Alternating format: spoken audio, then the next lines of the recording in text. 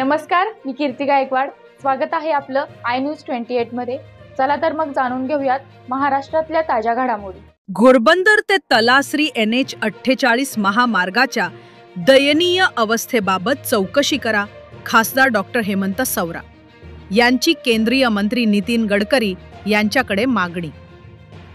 पालघर लोकसभा मतदारसंघातून जाणारा राष्ट्रीय महामार्ग क्रमांक 48 NH48 घोडबंदर ते तलासरी या दरम्यानची रस्त्याची अत्यंत खराब व धोकादायक स्थिती लक्षात घेता खासदार डॉक्टर हेमंत सौरा यांनी केंद्रीय रस्ते वाहतूक व महामार्ग मंत्री माननीय नितीन गडकरी यांना या संदर्भात तातडीने पावले उचलण्याची विनंती करणारे निवेदन दिले।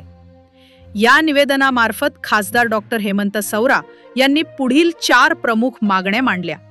1.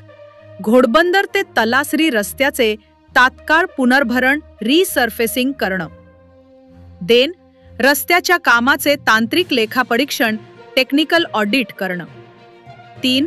एक्सपेरिमेंटेड दोषी ठेकेदार व अंमलबजावणी यंत्रणांची जबाबदारी निश्चित करणं। 4.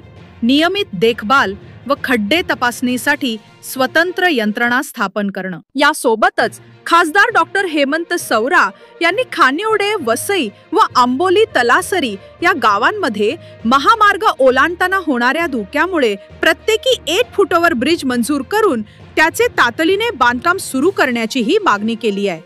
या मागण्यांवर त्वरित प्रतिसाद देत माननीय नितीन गडकरी साहेबांनी सदर मागण्या मान्य केल्या असून लवकरच कार्यवाही सुरू होणार आहे। खासदार डॉक्टर हेमंत सौरा म्हणाले, ही कामे पूर्ण झाली तर स्थानिक नागरिक, शालेय विद्यार्थी व वयोवृद्ध यांचा प्रवास अधिक सुरक्षित होईल। त्याचबरोबर NH48 वरील अपघातांचे प्रमाणही लक्षणीयरित्या घटेल।